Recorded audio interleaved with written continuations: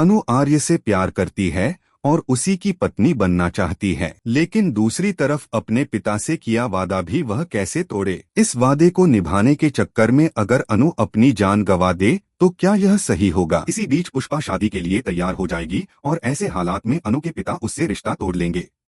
इसके बाद अनु अपनी मां के साथ आर्य के घर रहने चली जाएगी। यहीं से उसकी जिंदगी एक नए मोड़ पर पहुंचेगी, वो मोड़ जब आर्य का सबसे बड़ा राज अनु के सामने खुलेगा और उसे होगा अपनी जिंदगी का सबसे बड़ा पछतावा। फिलहाल दोस्तों, आप कितने एक्साइटेड हैं इस इंटरेस्टिंग ट्विस्ट को देखने के लिए? हमें कमेंट करके जरूर बताएं। क्या आपको भी लगता है कि अनु की जिंदगी का सबसे दर्दनाक मोड़ तब आएगा जब आर्य का असली चेहरा उसके सामने आएगा? तो क्या अनु को आर्य से शादी करनी चाहिए या फिर डॉक्टर मोहित के साथ एक नई शुरुआत करनी चाहिए? कमेंट करें, शेयर करें और ऐसी ही टीवी की लेटेस्ट अपडेट्स के लिए चैनल को सब्सक्राइब करना ना भूलें।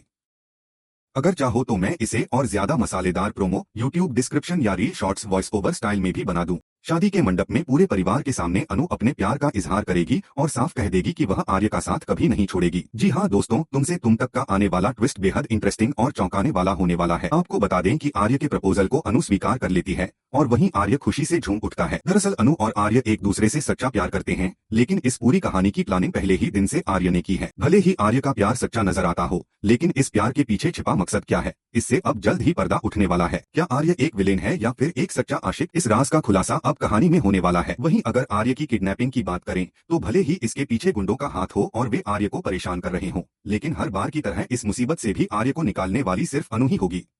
अनु न सिर्फ आर्य की सुरक्षा कवच है, बल्कि वह वो चाबी है जो आर्य को उसकी किस्मत तक पहुंचाएगी।